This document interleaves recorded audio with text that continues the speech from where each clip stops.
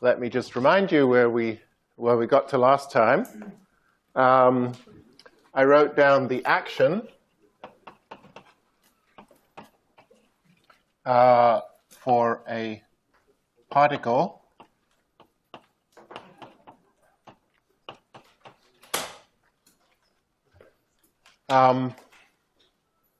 and I wrote it this way because, well, of course, we could have introduced some parameter like that, but this expression doesn't depend on what that parameter is because the square root of these two d lambdas cancels that guy. So that's the expression for the action for a point particle. And then what I argued is it's very natural to contemplate changing this eta to a g mu, which is a function of x. And if you remember what eta is, and this was what Minkowski taught us, that eta is the quantity you use to measure lengths on space-time. And so likewise, g mu nu, that's why it's called a metric. It's used to define lengths on space-time. And so the idea is that g mu nu could be any function of x. And as we'll see in a little while, what that means is you're describing a curved space-time, whereas this is a flat space-time. And we're going to define curvature and so on, and this will be the key to Einstein's equations. So the correspondence is going to be, so we went from special relativity, where we had lambda and lambda twiddle. You remember that lambda was the coordinate transformation for upstairs indices, and lambda twiddle for downstairs indices.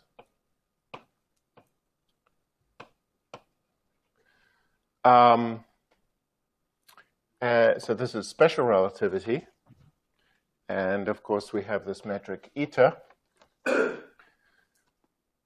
And in general relativity, we're going to have, instead of lambda and lambda twiddle, we're going to have the coordinate transformation matrices, dx prime dx and dx dx prime.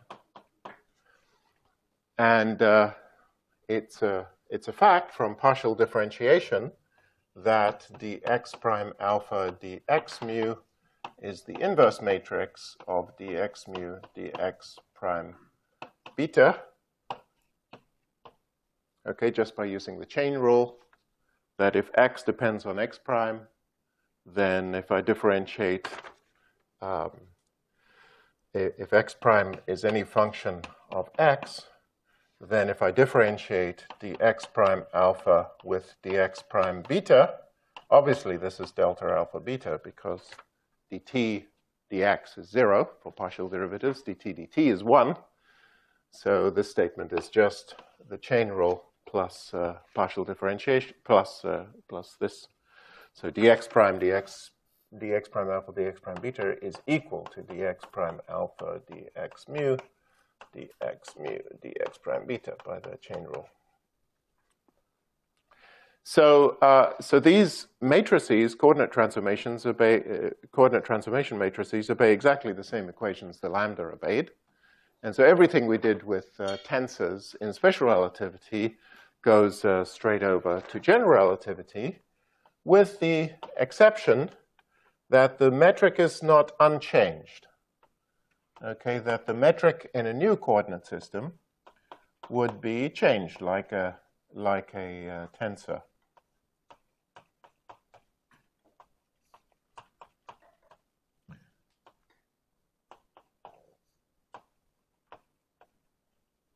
Okay, the metric with 2, and this is now considered as a function of x prime and g of x. So the metric in the new coordinate system is given by this tensor transformation law from the metric in the old coordinate system. What is invariant is the line element.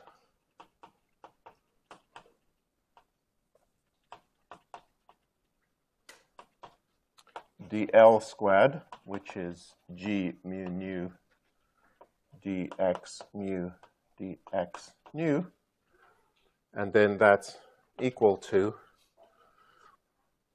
as you can see from this formula, that's equal to g prime mu nu dx prime mu dx prime nu.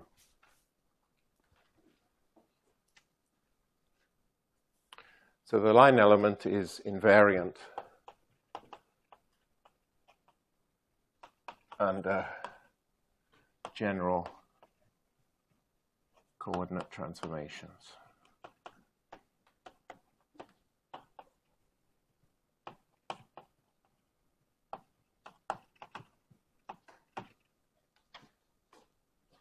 Okay, and again, when I replace eta with g, the action for a point particle is just the length of the world line as measured with the metric g.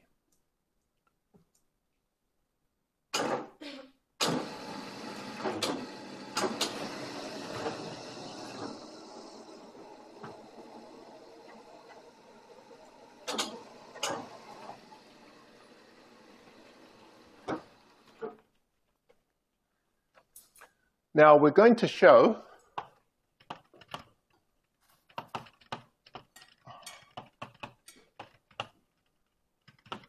that in the vicinity of any space-time point,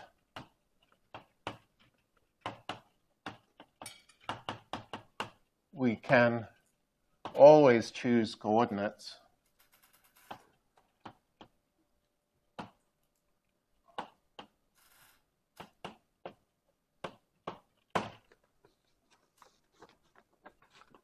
in which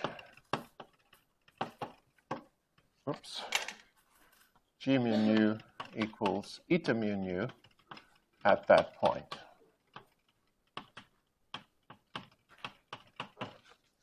Okay, so you've got this huge freedom to choose coordinates, x prime of x, and you can always use it so that at a point, the metric is just the Minkowski metric, eta mu nu. And the picture you should have in mind is that we've got some curved space here, and we've got some point P, and in the vicinity of P, the geometry looks flat. Okay, so obviously if you take a big curved surface and you look very close with a microscope, it's going to look flat, and in fact that's exactly what this represents. And now we can state one of the fundamental principles of general relativity. And this was Einstein's great insight. And he tells the story where he was sitting in his chair in his office, and he's in the patent office in Switzerland, I guess, or maybe by then he was in some university or other. But he was sitting in his chair, I think it was in the patent office, he was sitting in his chair, and suddenly he realized that if somebody was accelerating the chair upwards, as if it were in a lift or something, he could not distinguish that fact from the fact that gravity was pulling him down. Okay? And the advantage of the former point of view is that any body that was being accelerated upwards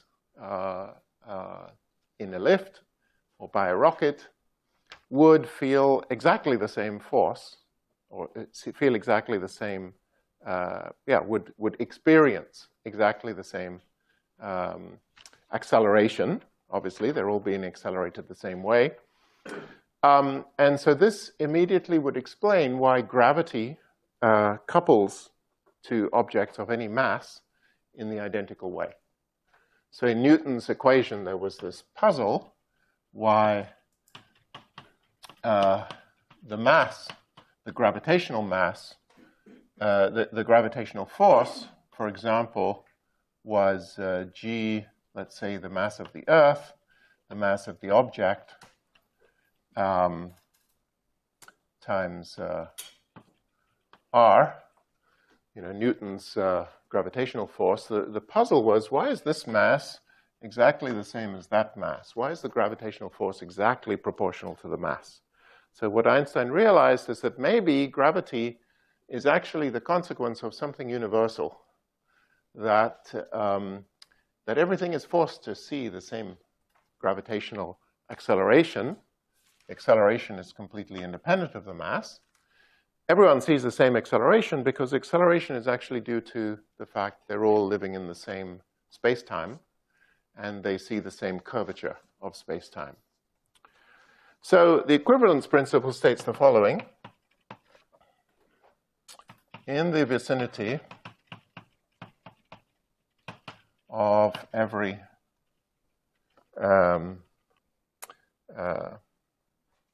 observer, and and I'm going to, well, let's start off with every point in space-time, and I'll generalize it a little bit.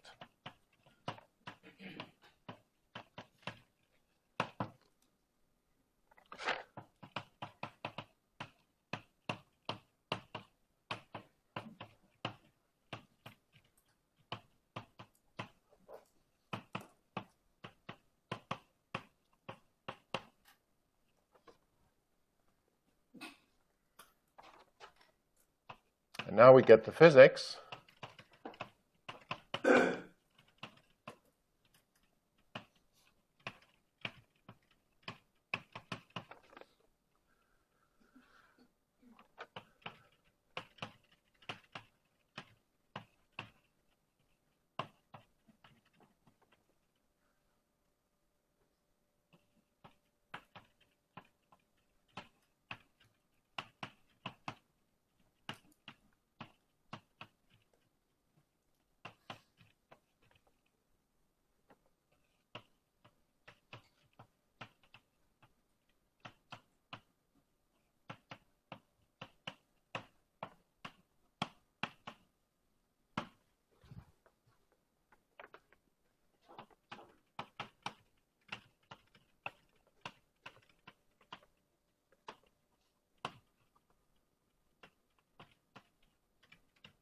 So the key clause is that the laws of physics in the right coordinate system don't involve gravity at all.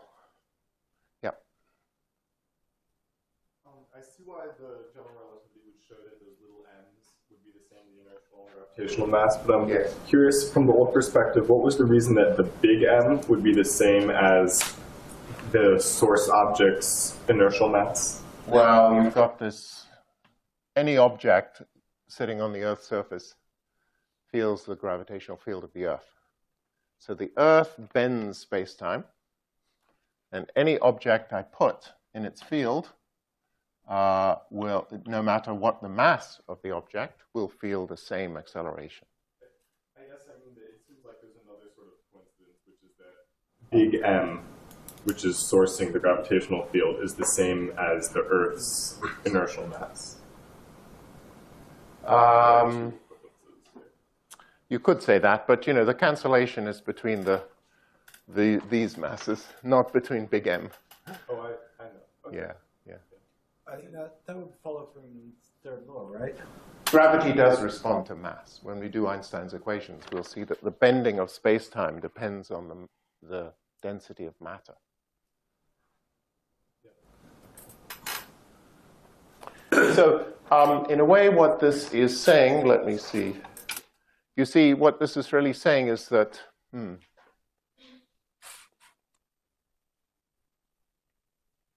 as far as gravity is concerned, inertial mass is not a useful concept. There's no such thing as inertial mass. Everybody's in the same space-time, and they move according to the space-time. So a short way of saying this is that, i.e., gravity is the bending of space-time.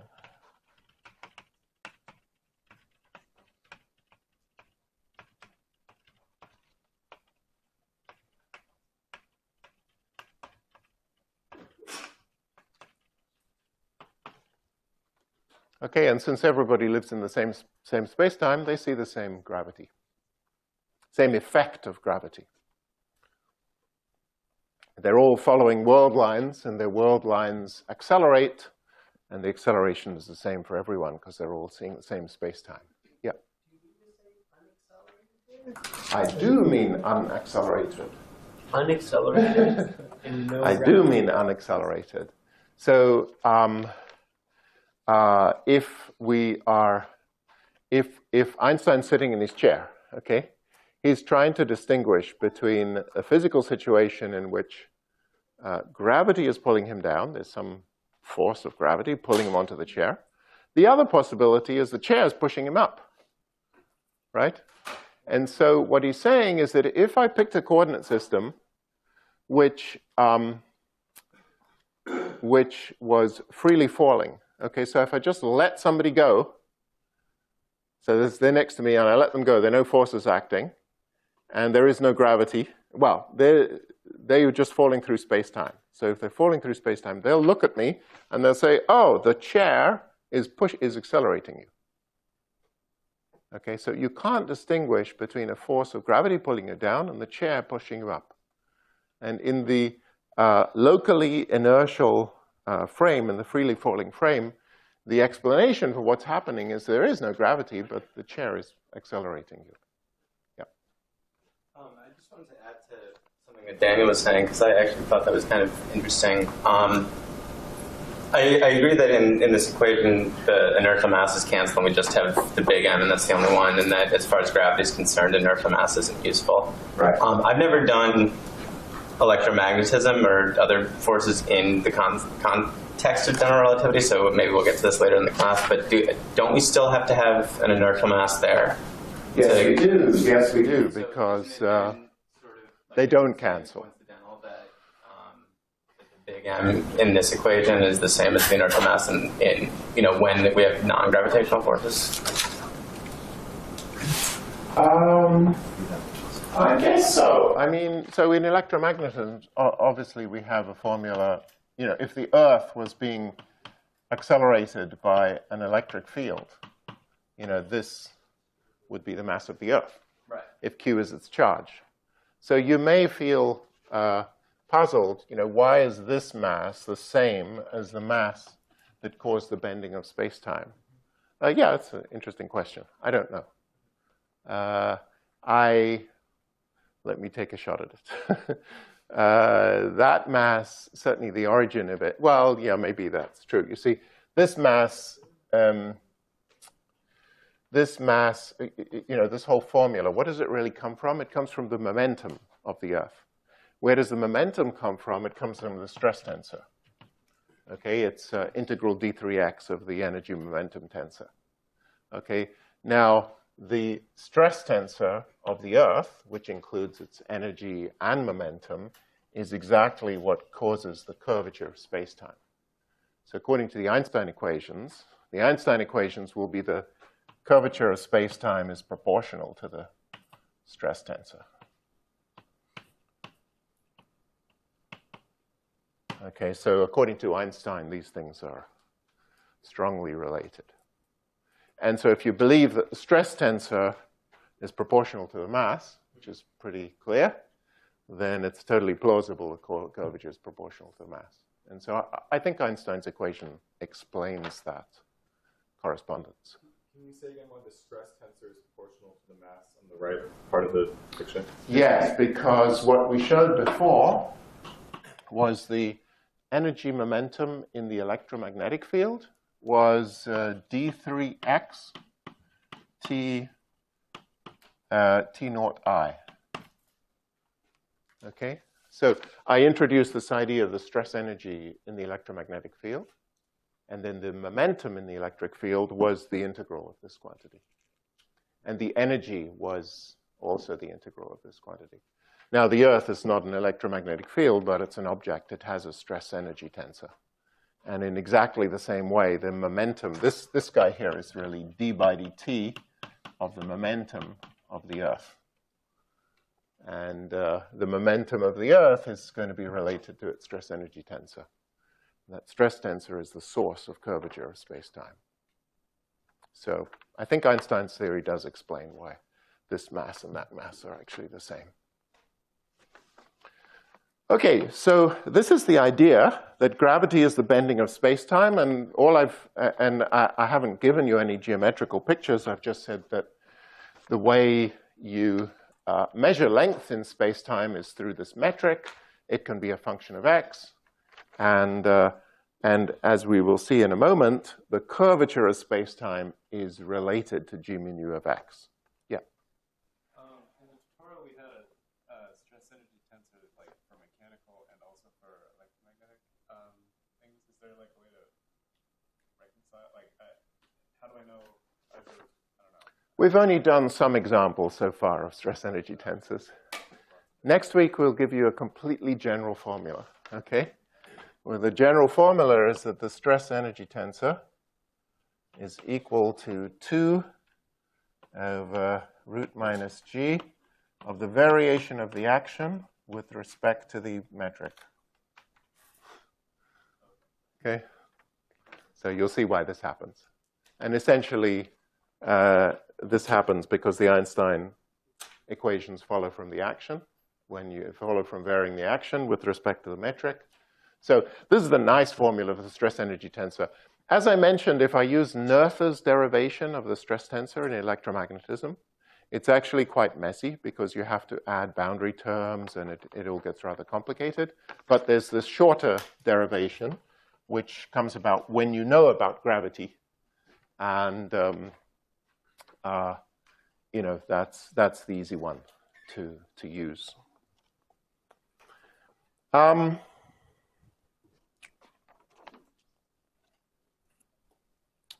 Okay, so let us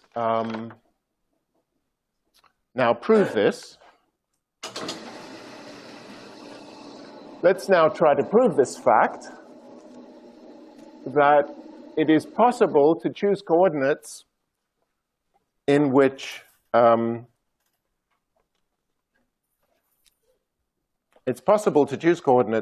metric is flat at, i.e. equal to eta. The metric equals eta at any point in space-time. And actually, we can do better than that. We can also choose coordinates such that the first derivative of the metric is 0 at any point in space-time. So the metric is going to be eta. And if I think of Taylor expanding the metric around some point, the term proportional to x will also, we can choose coordinates, so it's 0. So let's see how we do that. So locally flat coordinates.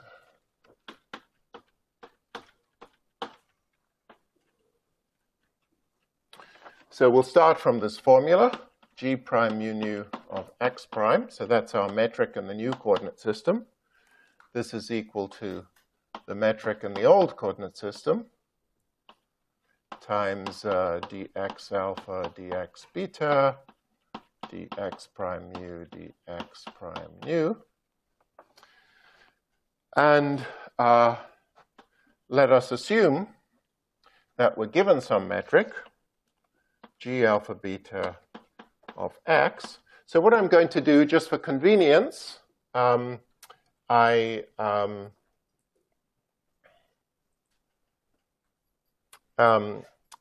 to choose the point x equals 0. So I'm some point, P. I've got these two coordinate systems, which I can think of as let's see, a grid, okay? So these are the x coordinate systems. This is the x coordinate system. This is the x prime coordinate system. Maybe I should do it in a different color. So every point is labeled by x or x prime. Here's the x system.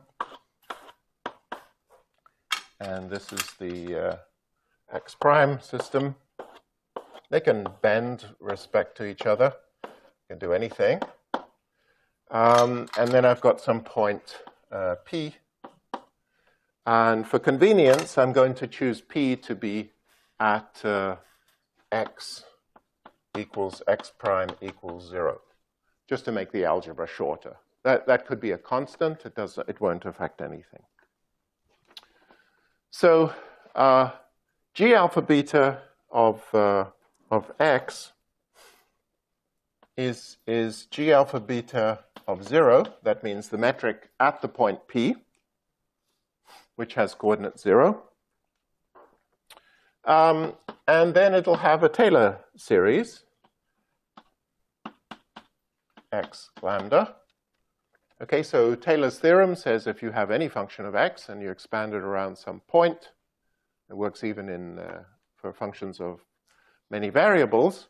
When you expand it around a point, then the function is given by the first derivative of this function at that point. So this is equal to G alpha beta comma lambda evaluated at 0. But it's a constant. Okay, the derivatives of the function are just a constant at that point. And then we have a half b alpha beta comma lambda sigma. This again is d2 g alpha beta dx lambda dx sigma evaluated at the point 0 times x lambda x sigma plus dot dot dot. Okay, so the original metric I can Taylor expand around this point, just because it's a function of the coordinates. What we're going to do is we will choose the following transformation between x and x prime. Okay, so the idea is that I have a formula for x prime of x, and I can invert that formula, x prime of x, and I also have a formula x of x prime. Okay, you can map between these two coordinates. It should be 1 to 1. And basically the condition for it to be 1 to 1 locally is that that matrix dx prime dx should be invertible. Okay, so that's the assumption. And we're going to choose our x prime. X can be any function of x prime, which is locally invertible. 1 to 1 means invertible. X k alpha gamma x prime gamma plus 1/2 L alpha gamma delta x prime gamma x prime delta plus 1/6 m alpha gamma delta epsilon x prime gamma x prime delta x prime epsilon. Okay, and again, these constant here are just the derivatives of this function evaluated at the point. Okay, so I've got x of x prime, and so for example, k alpha gamma equals dx prime alpha gamma evaluated at x prime equals 0.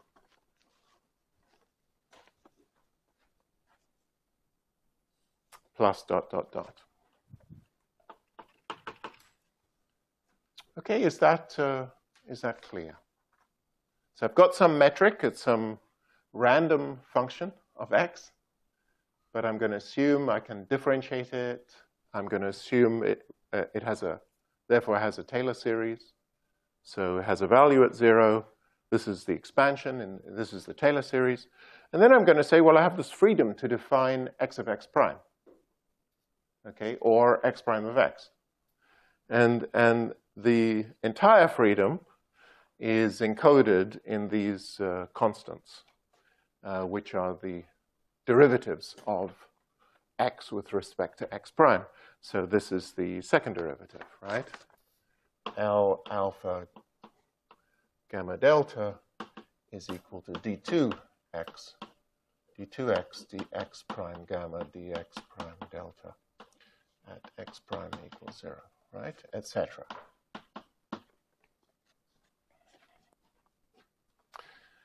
Now, the question is, these are completely free parameters.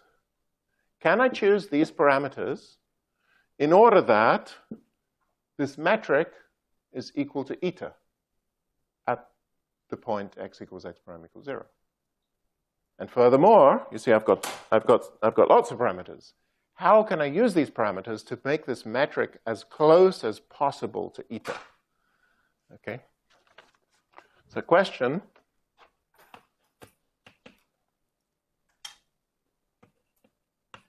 how can I choose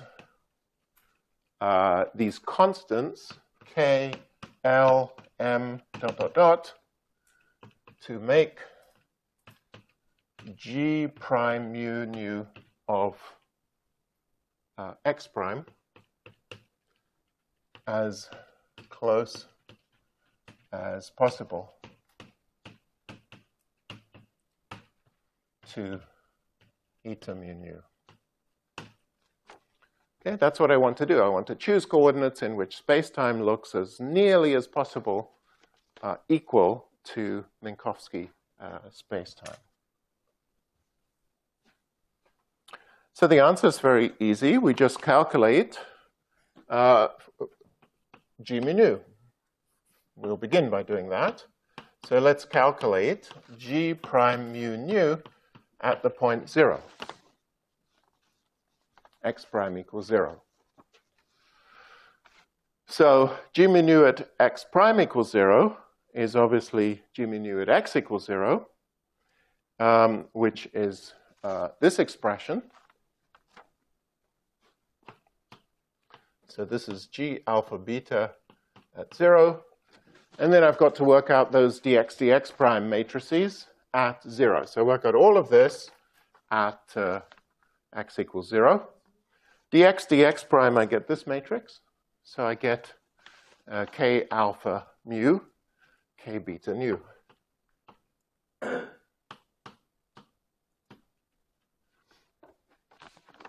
Okay, and I would like this to equal, can I choose this equal to eta mu nu?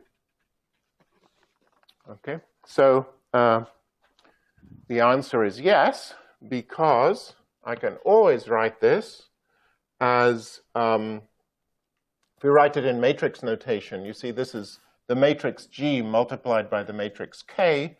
So this expression is just K transpose G of 0 K. G of 0 is a symmetric 4x4 matrix. Can I diagonalize such a matrix with a similarity transformation? Answer is yes.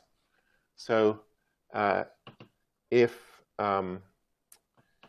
we choose, so basically what I'm going to do is choose K to involve an orthogonal transformation that will diagonalize G.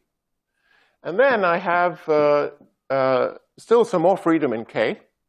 And I'll choose K to be a diagonal matrix that will rescale all the all the eigenvalues of G, rescale them all to be 1 or minus 1. So if we choose K to be an orthogonal matrix,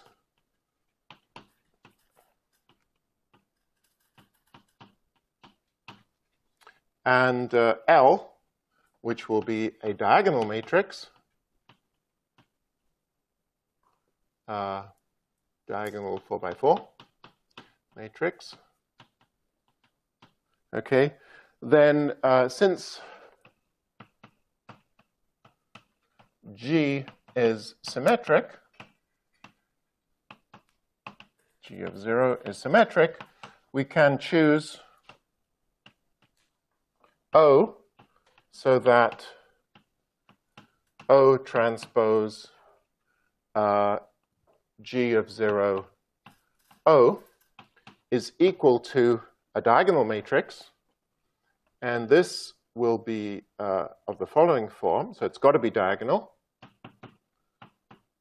And in order for the matrix for G mu nu of x to be a legitimate metric on space-time, it must have, so we see this now, G mu nu is symmetric.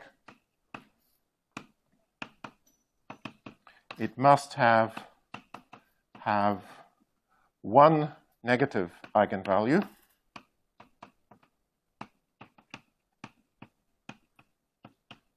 and three positive.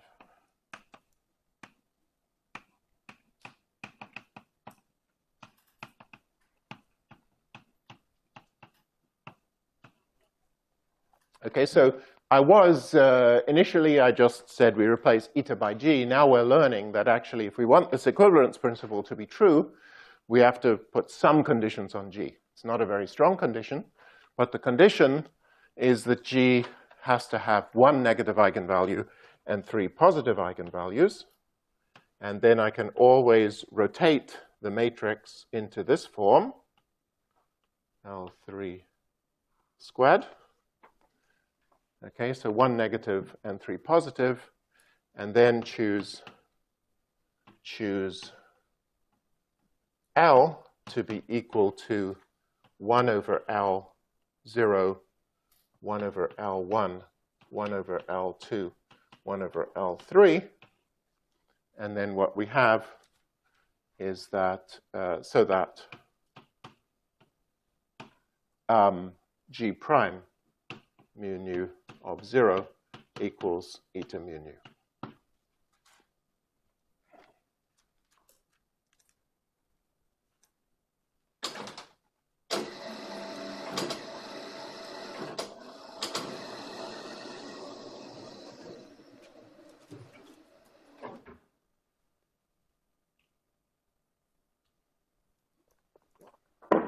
Any questions about that?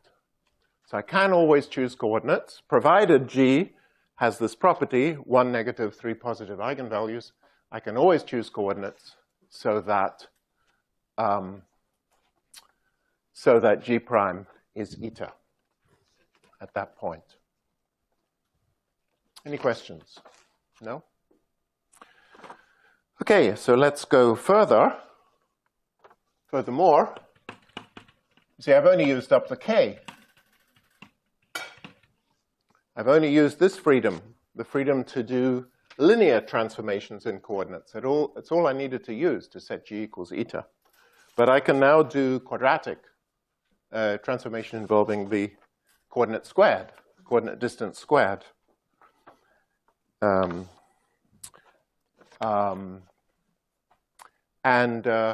So furthermore, it turns out we can choose the quantities L, this L, let me give its indices, it'll distinguish it from that L, L alpha gamma delta, so that G prime mu nu comma lambda equals 0. We can also, we still can play around with these L's, and it's not hard to see that you can use that freedom to set the first derivatives of the metric to be 0. So let's show that. So what is this? Is G prime mu nu comma lambda. This is d by dx prime lambda of G prime mu nu of x prime evaluated at 0. So I've got to take this formula and differentiate it with respect to x prime. Okay? So we need to calculate, so d by dx prime, of course, is equal to dx alpha dx prime lambda times d by dx alpha. And dx prime I have over here. So if I work this out at the point 0, this guy is going to turn into k alpha lambda. Okay, so when you work this out, you will get various terms. Firstly, you will get the derivative of the metric at the point 0, which is this quantity A. So you get A alpha, beta, comma, delta. And then you get k delta lambda coming from this transformation between x and x prime. You also get k's coming from these two guys. So you get k alpha mu, k beta nu. And then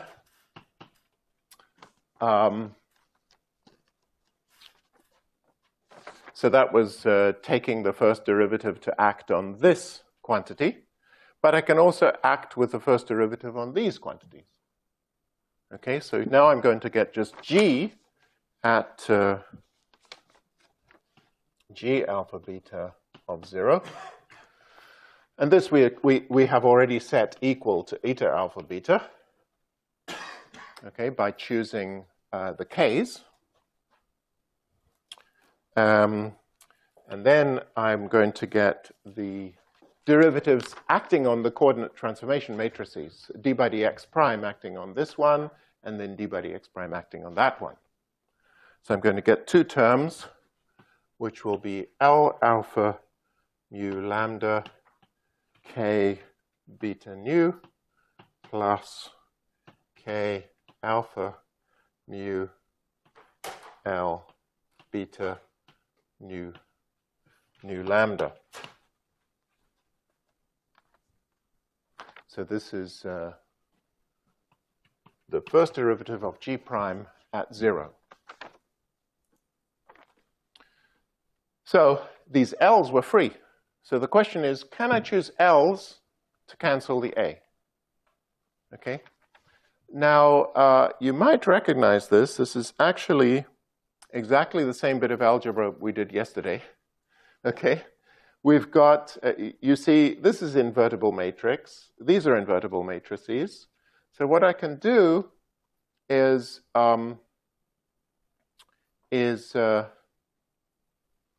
let's see. Yes, I mean, obviously I can use this eta to lower the index on K. So what I have here is a three index object, L mu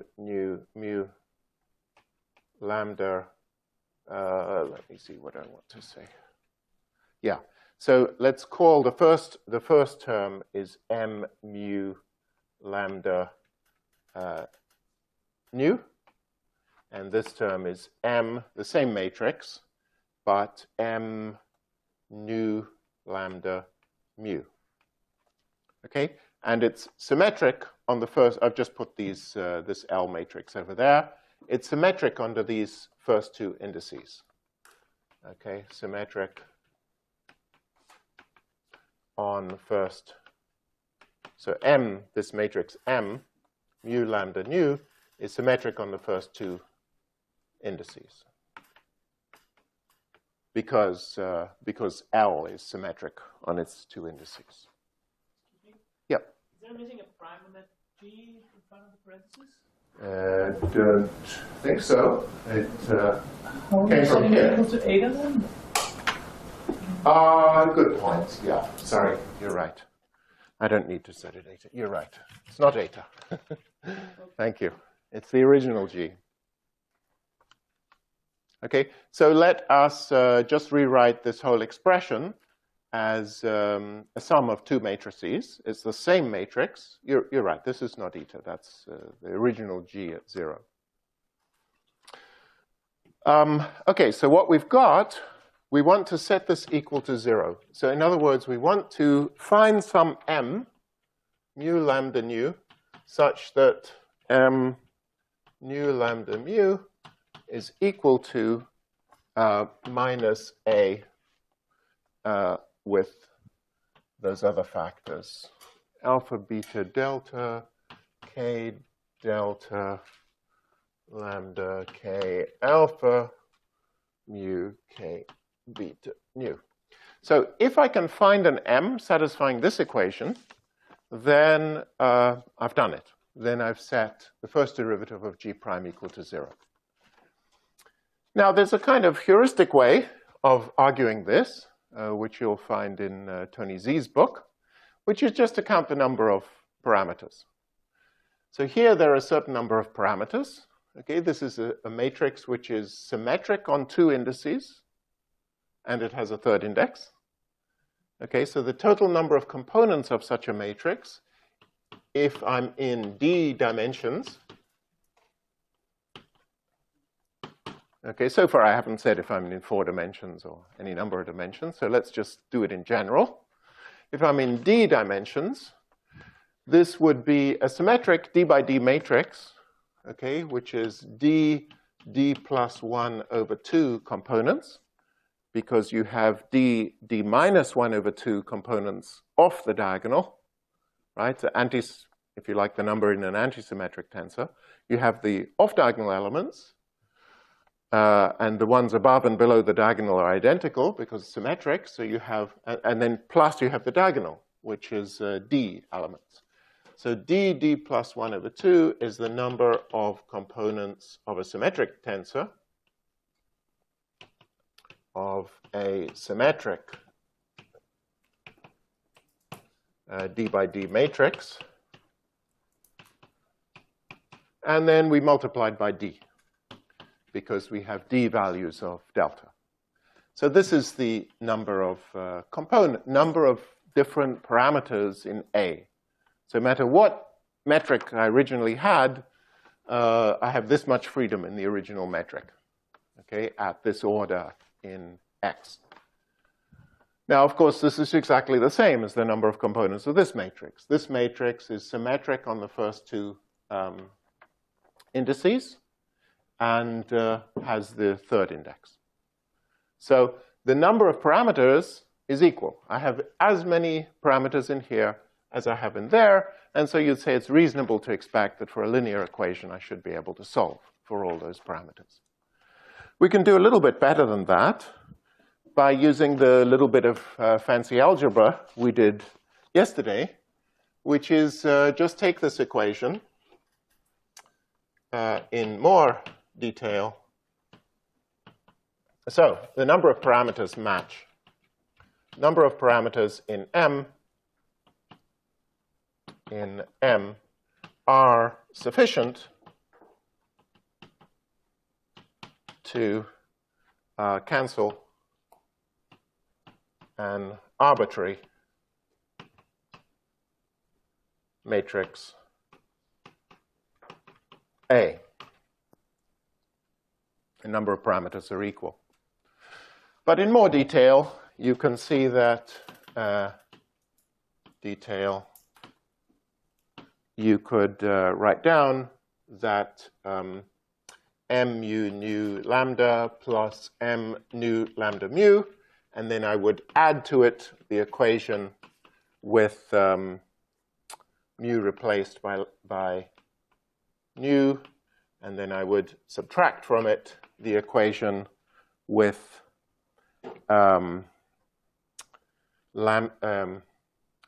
with the second and third indices interchanged, so nu replaced by lambda. And when you do all that, you'll find on the left-hand side that you only have m mu nu lambda.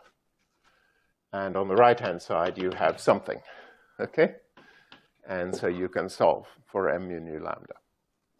And since you've solved for m mu nu lambda, and since this matrix and that matrix are invertible, you can determine the L. Okay, so we have proven that it is possible to choose the L's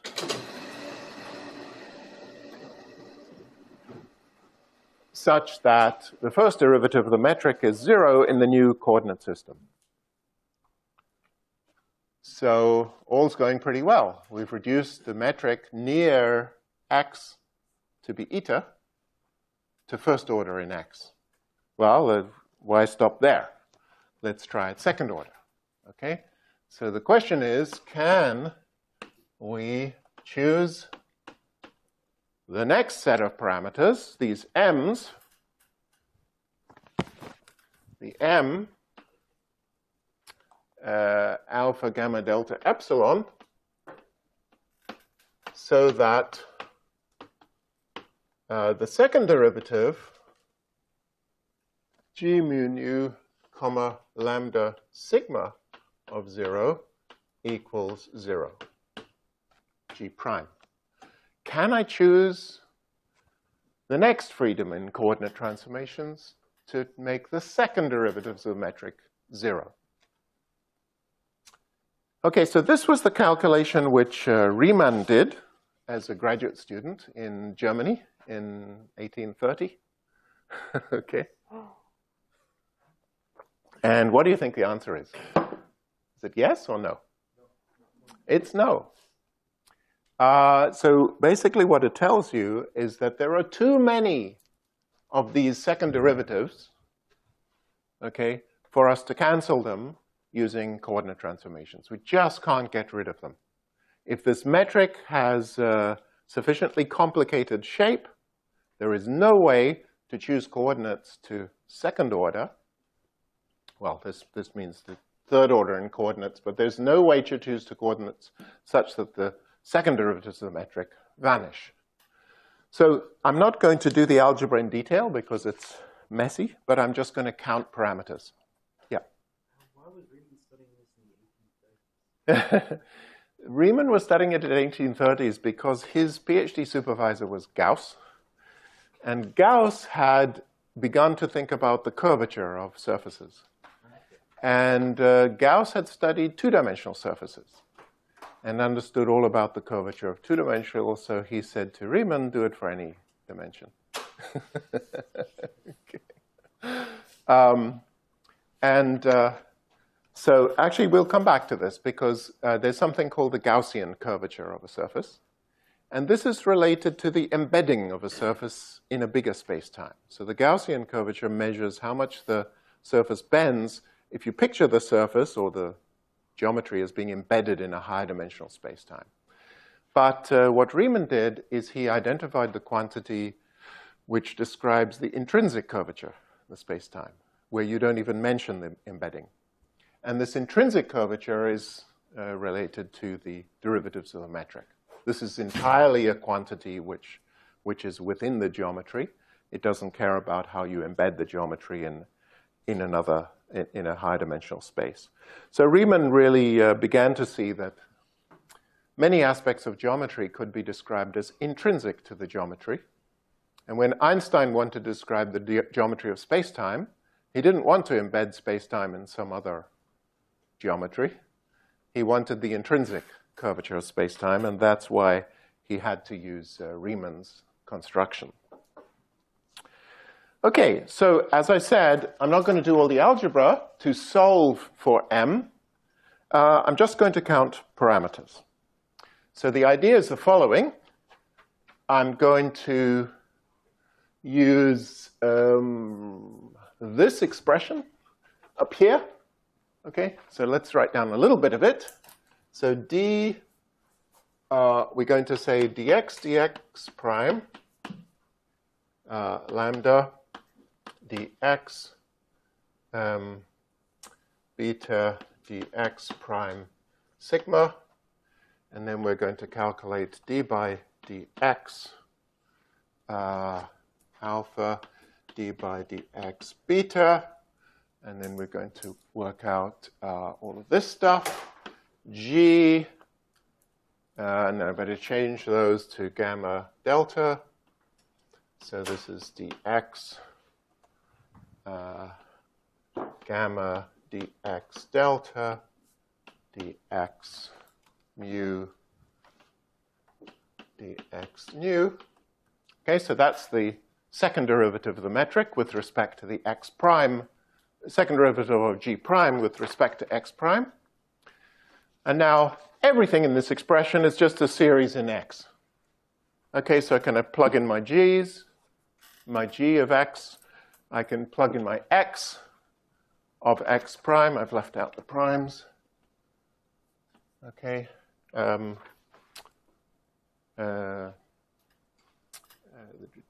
This is g of x. And yes, so when I work out this quantity on G, I would do it this way, right? I differentiate with respect to x, and then I use these formulae. But this is, of course, equal to d by dx prime lambda, d by dx prime sigma. And so when I work out the action of this operator on these quantities, I'll use it in this form. Okay, because x is a function of x prime. And so when you do all that, what you're going to find is, you see, so I'm taking two derivatives of G. The two derivatives going to act on this quantity. That will give me the B matrix, okay, times K's. So basically, you will get B times K, K, K, K. But when I start taking derivatives, I take two derivatives of G, I could have three derivatives on X here. And that's going to give me the M matrix. Okay, so I'm going to get things like M, and remember its index structure, gamma delta epsilon times K. And I'm also going to get A, L, K type terms where I have cross terms. So I might get something from the G. I might get something differentiating the G once. I would get an A differentiating the X twice. I would get an L. So you get a whole bunch of terms like this. Everything you know. So this is known. This is known. And we want to solve for this. Okay, by setting this whole expression equal to 0, question mark. So how many parameters do we have in this matrix M? So M, alpha, gamma, delta, epsilon is symmetric on these three indices. And so as far as these three indices are concerned, the number of independent components are just the number of components of a symmetric tensor in three indices. And it's not hard to convince yourself this is just d, d plus 1, d plus 2 over 6.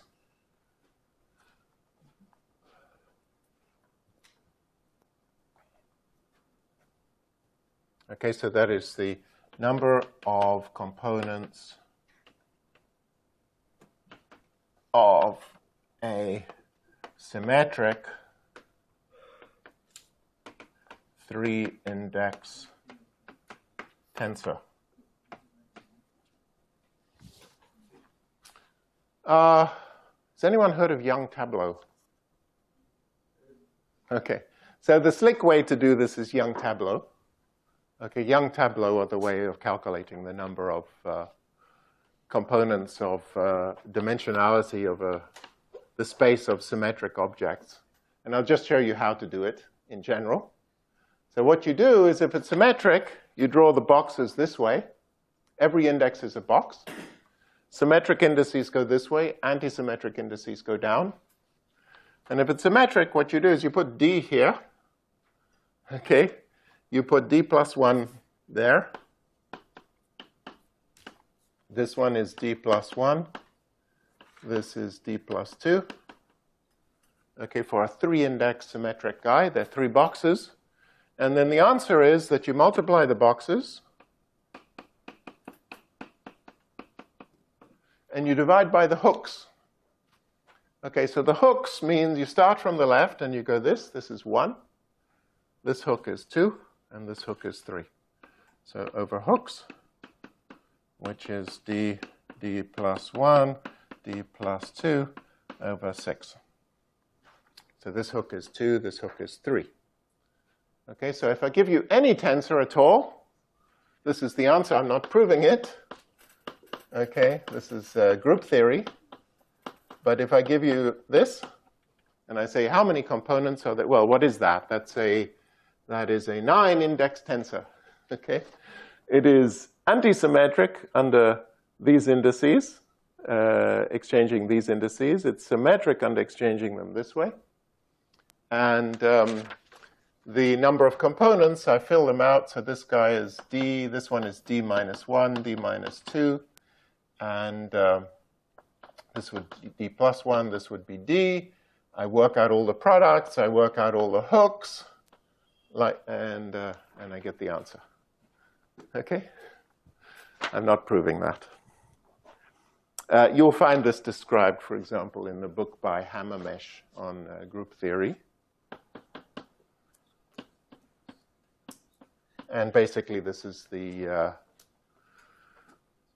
basis for the theory of the symmetric group of permutations of objects. So anyway, it's not hard to check this formula for various D. So that's the number of components of these three indices, and this guy is D. So the number of components of M, number of parameters in M is D squared over 6 times D plus 1 times D plus 2.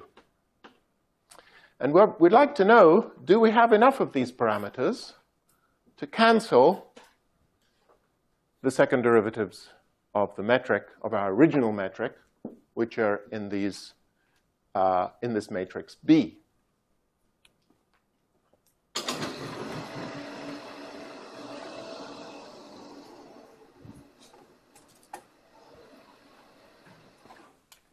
But the point is, the matrix B has a different symmetry structure. See, the matrix B is symmetric under exchange of the first two indices or the second two indices. It's not symmetric under three indices. So the number of independent parameters in B alpha, beta, lambda, sigma. Well, B is symmetric under these two indices and symmetric in those two indices. The number of components of a symmetric D by D matrix is just D plus 1 over 2. And this is the same. So if I think about this as a matrix with this many components here and this many components here, then the number of independent components is just the product. There's no symmetry between these two indices and those two indices. I can just take any one of these indices, any one pair and any one pair here. So the number of components is D squared, D plus 1 squared over 4. Okay, so this is what Riemann noticed, is that the first number of components in M is smaller than the second number in general. So the number of parameters in B which cannot be cancelled by M is the difference between these two numbers. So it's D squared, D plus 1 squared over 4 minus 1/6 D squared, D plus 1, D plus 2 And this is, let's pull the dd plus 1 out the front. So it's dd plus 1 times 1/4 d plus 1 minus 1/6 d plus 2. And so this is equal to 1/12 d squared minus 1. Okay, 1/4 minus 1/6. This is 3/12 minus 2/12, so that's 1/12. And then 1/4 minus 1/3 gives me minus 1/12. Okay, so this is the number of parameters which cannot be cancelled. Cannot be cancelled by choosing coordinates. The number of second derivatives which cannot be cancelled by number of parameters in the second derivatives cannot be cancelled by choice of coordinates. So yeah, I'll write it down here. So let's just work it out for various d.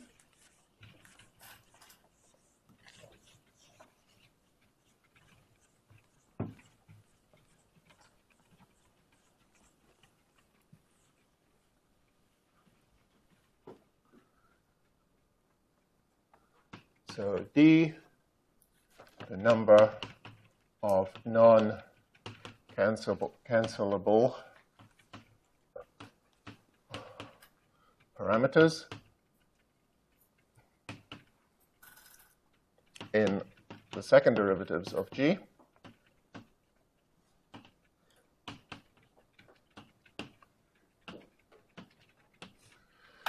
And so if d equals 1, it's 0.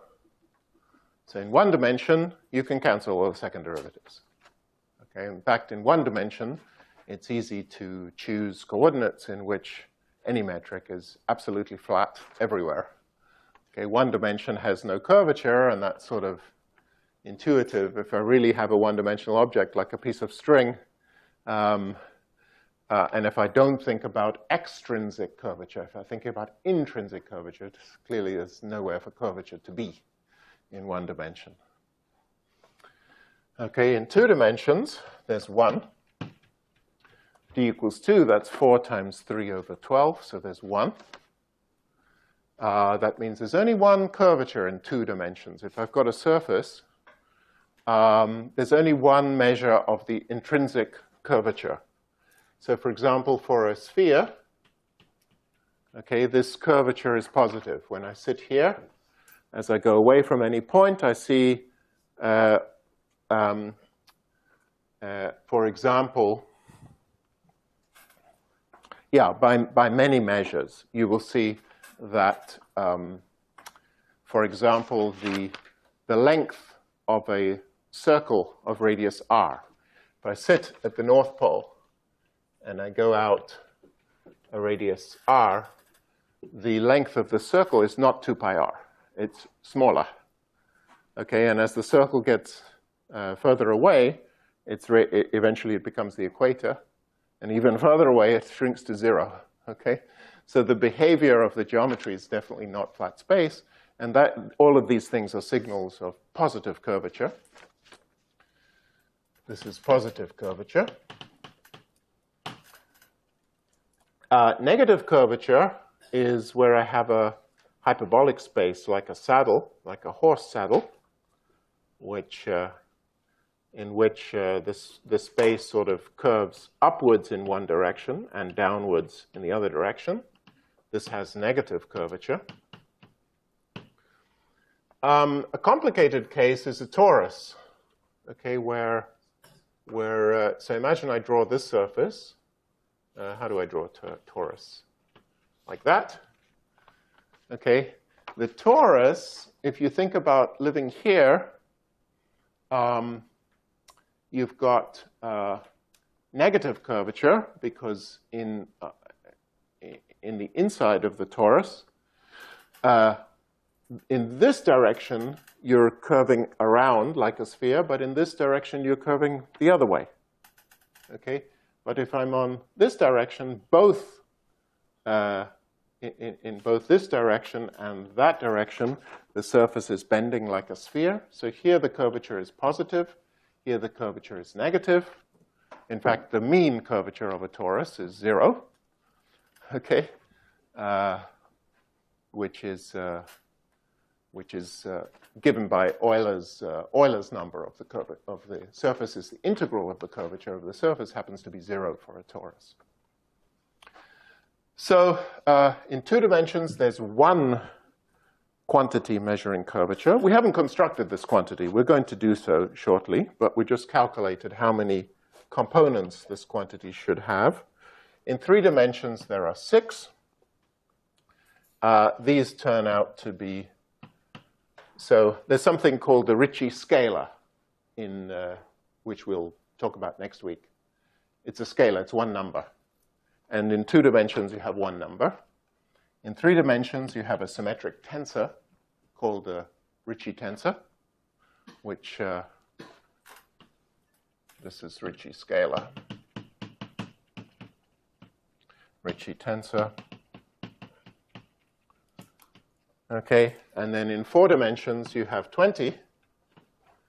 And this is called the Riemann tensor.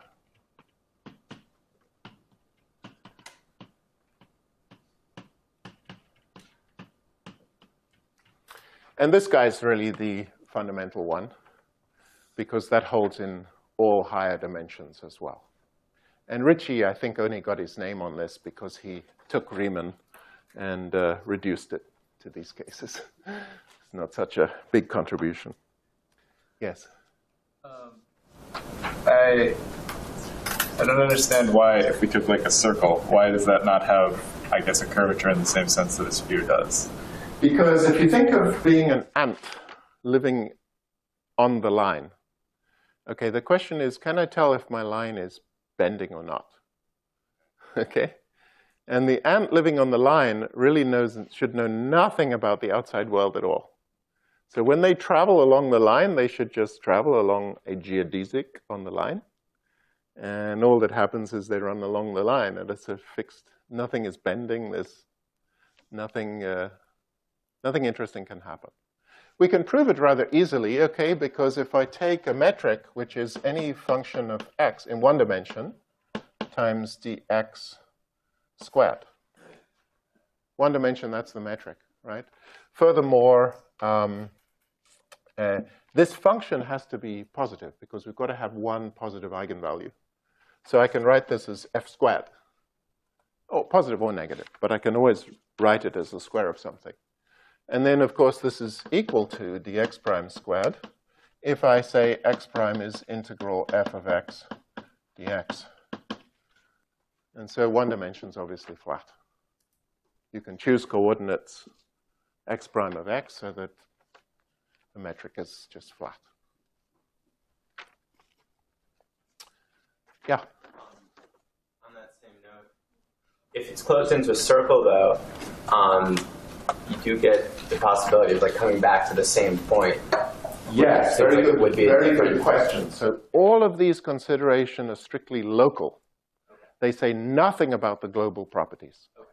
So in differential geometry, one is only studying the local properties. When you study the topology, that's when these issues come in. Okay.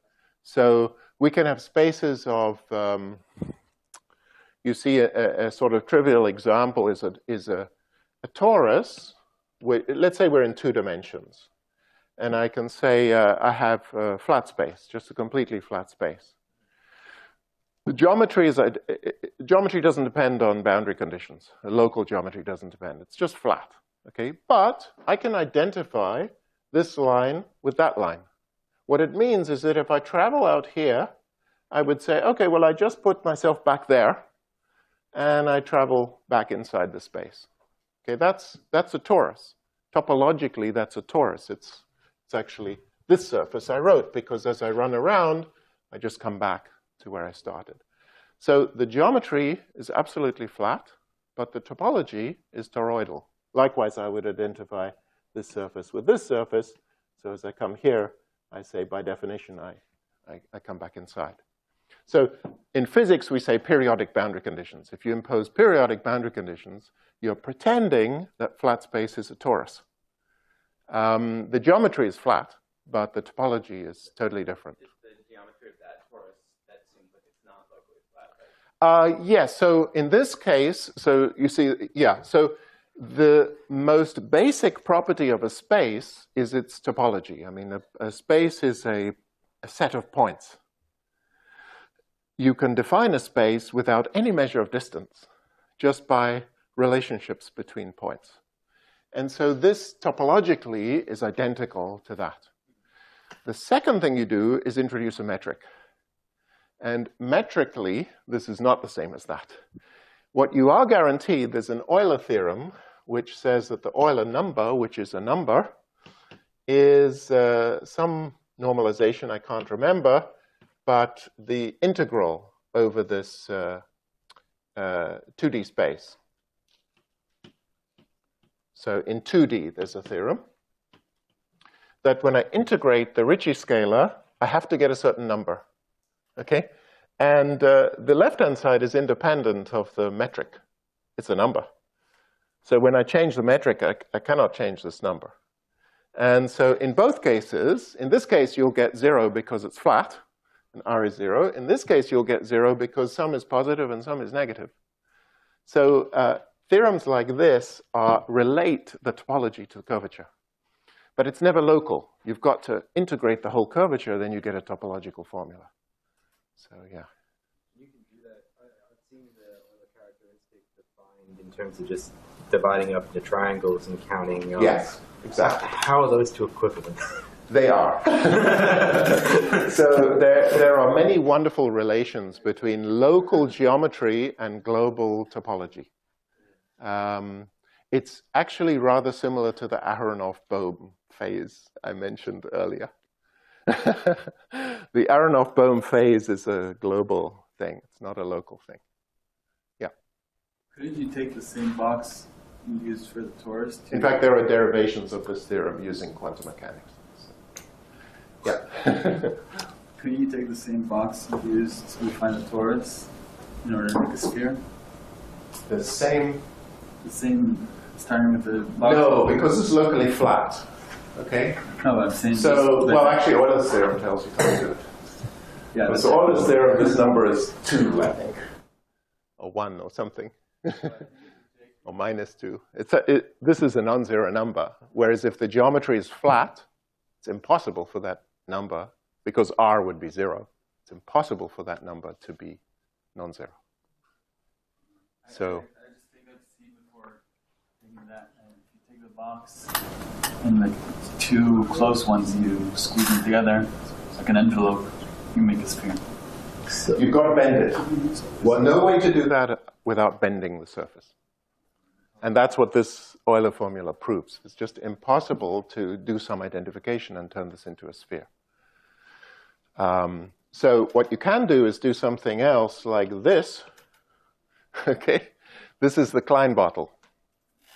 And so that's something which you can choose the metric to be flat, but it also has other funny things. It's not orientable, for example.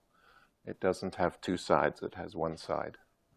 The similar thing for a sphere is if you identify, rather than like identifying the vertical edges and the horizontal edges with each other, if you identify like the two edges meeting at each point with each other, and then you get a sphere. But to do that, you've got to pretty much cut it up and then like, you know, bend it. I think you have to bend it. You can't avoid bending it. Yeah. Okay. Right. So, we've nearly finished. Sorry, I was hoping to get a little further. But this is a natural stopping point. So I think let me stop. We can have a couple more questions.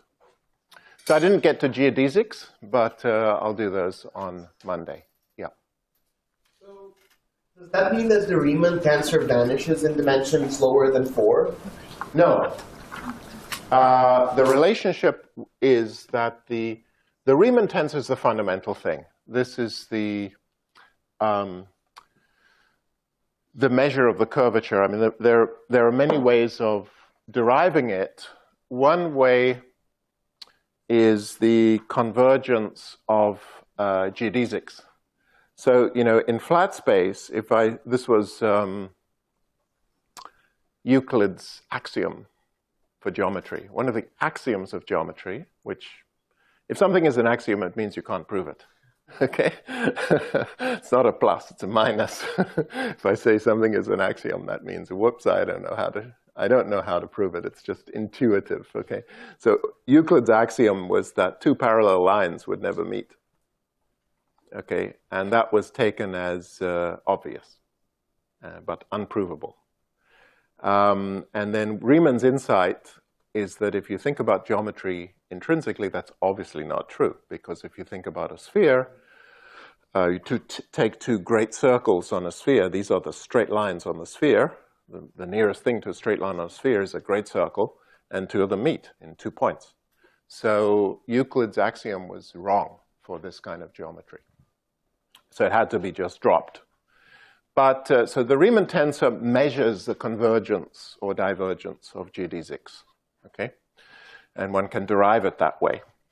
But then the Ricci tensor is nothing but a contraction of this. So in fact, the way it emerges is the Riemann tensor is sort of naturally derived in this way, with one index up and one index down.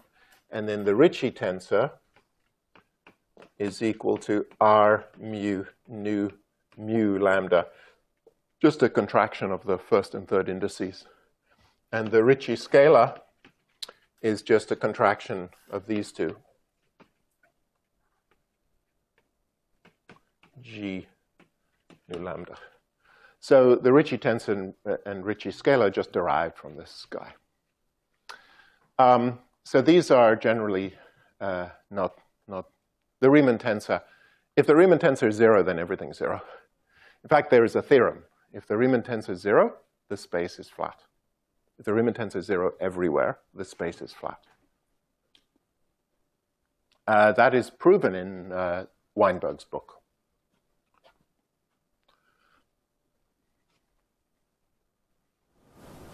Any other questions? Yeah. For higher dimensions, do you still use the Riemann tensor, or do you use a higher rank? No, there's nothing else. And it still has 4 indices. Pardon? It still has 4 indices. It always has 4 indices in any dimension. So yeah, 4 is where things reach their final complication. There's nothing else. Now, there's a very interesting question that in 4 dimension, what is the meaning of this guy or this guy? Okay, do you just have to always think about this, or can I think about this? And Einstein, this is to prefigure next week. Next week, we're going to write down Einstein field equations. These are the equations which give you G mu nu. And when Einstein understood this much about Riemannian geometry, he said, well, what are the field equations? They're R mu nu equals T mu nu. Okay, what else can it be? The curvature of space-time is the stress tensor. Now, the Riemann is totally wrong to match the stress tensor, but maybe the Ricci does. This was almost correct. Okay, he wrote it down. In fact, it's very funny to look at his original paper on GR, because he hadn't really learned enough Riemannian geometry. So the original paper is actually all wrong. Einstein said my greatest blunder was introduce the cosmological constant. He's quoted as saying that. It's quite a joke because, A, he never said it. George Gamow said it about him. But he made lots of blunders, okay? One of them is that his original field equations are completely wrong because he didn't understand Riemannian geometry. You look at the original paper on the field equations, the field equations include this formula, okay? He insisted that this G here is the determinant of the metric. In his original field equations, he forced the determinant of the metric to be 1, which is not a coordinate invariant statement. Okay, so then there was a big dispute with Hilbert, because Hilbert, of course, knew all this backwards. And Hilbert said, that doesn't make any sense. But Hilbert then there was a big battle to get the field equations, and mathematicians claim Hilbert did it first. This continues as a controversy until about 2000, when some historians of science looked at all the original correspondence and everything, and they ended up giving the credit to Einstein, not Hilbert. But anyway, this was the first attempt, and then he corrected it to this form, G mu nu R, and this is in 4 dimensions. So you can also make a symmetric tensor out of R and G mu nu, and it turned out this is the right form of the field equations. You know, then you could say, well, what good is this Riemann? It turns out that the Riemann tensor can be written in terms of the Ricci tensor and Ricci scalar. You see, you have this. You can write things like R. Actually, it's going to be mu rho nu lambda. Sorry, R. Actually, it is, what is it? G mu lambda. And you can also write things like G mu rho G mu lambda R. So if you have a 4-index tensor, you can relate it to other 4-index tensors, which are products of 2-index tensor. And the statement is the following, that if I take the Riemann tensor and I extract everything which can be written in terms of these things, what I'm left with is another tensor called the Weyl tensor. And the Weyl tensor measures gravitational radiation. So in a sense, gravity, the curvature of space-time, couples to matter.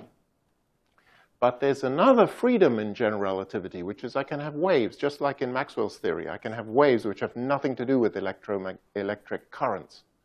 And in gravity, I have these waves, which don't need, this can be 0 for those waves.